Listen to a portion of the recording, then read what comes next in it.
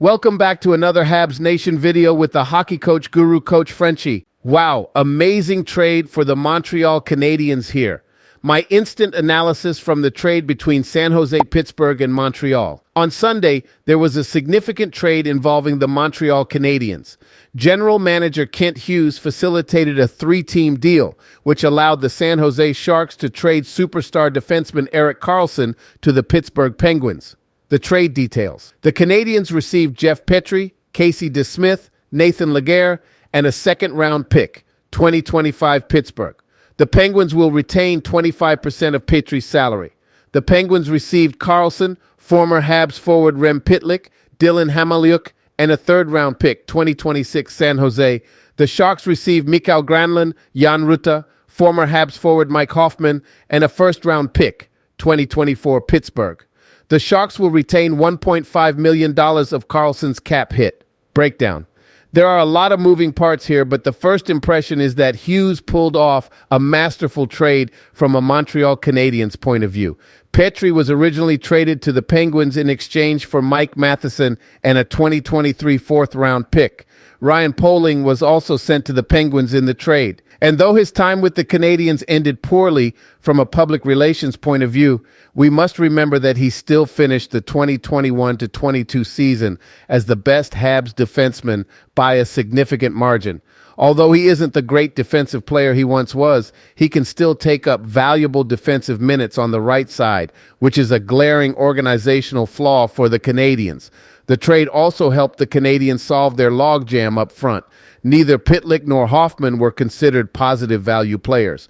Hoffman had been offered for free on the trade market in the past, with no takers. Adding goaltender Casey DeSmith to the mix also improves another area of weakness, goaltending depth. As it stands, Caden Primo must be put on waivers if the team hopes to send him to the Laval Rocket, which means the Canadiens were at risk of starting the year with a dearth of goaltenders. DeSmith finished the last three seasons with a .905, .914, and .911 save percentage, respectively. Legare, 22, is a Montreal native that was chosen 74th overall in 2019. He is yet to make an impact in the NHL. However, he did find some moderate success in the AHL. In all likelihood, he will end up with the Laval Rocket in the AHL. What the trade means for Montreal? The Canadiens were desperate to create room for their young players at forward, and this trade accomplishes that. Pitlick was not going to make the club out of camp, and frankly, there was a chance Hoffman wouldn't have either. With the Penguins retaining 25% of Petry's contract, leaving $4.6875 million for Montreal, the likelihood that DeSmith's $1.8 million is either partially buried in the AHL or lost on waivers. And Legare's entry-level contract also buried. The Canadiens basically only added $187,500 in salary, with Hoffman's $4.5 million gone and no salary retention. They can now either flip Petry and retain half his salary to make him more attractive, or keep him and shore up the right side of their defense.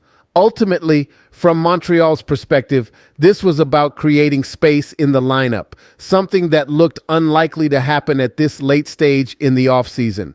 Somehow, they got a second-round pick out of it as well, and might get more if Petry can find his game again back in Montreal, where he performed very well once Martin St. Louis took over and was a much happier player overall.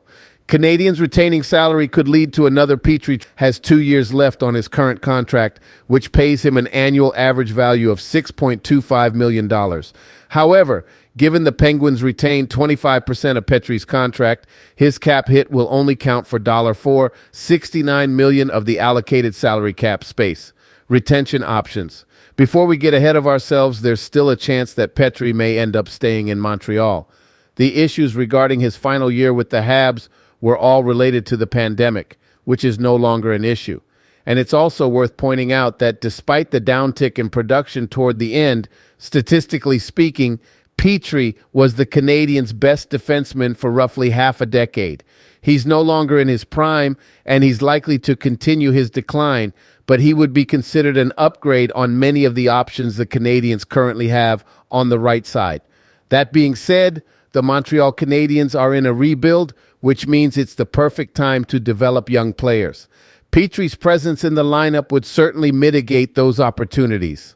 If general manager Kent Hughes is inclined to move Petry, the mere fact that his contract has already been discounted by 25% should lead to more interest around the league. Thank you to watching another Habs Nation video. But before we leave, we invite you, don't forget to click on the like, subscribe to the channel, and finally let us a comment about this video. And remember, you have greatness inside of you, and we wishes you an amazing, great, and blessing day.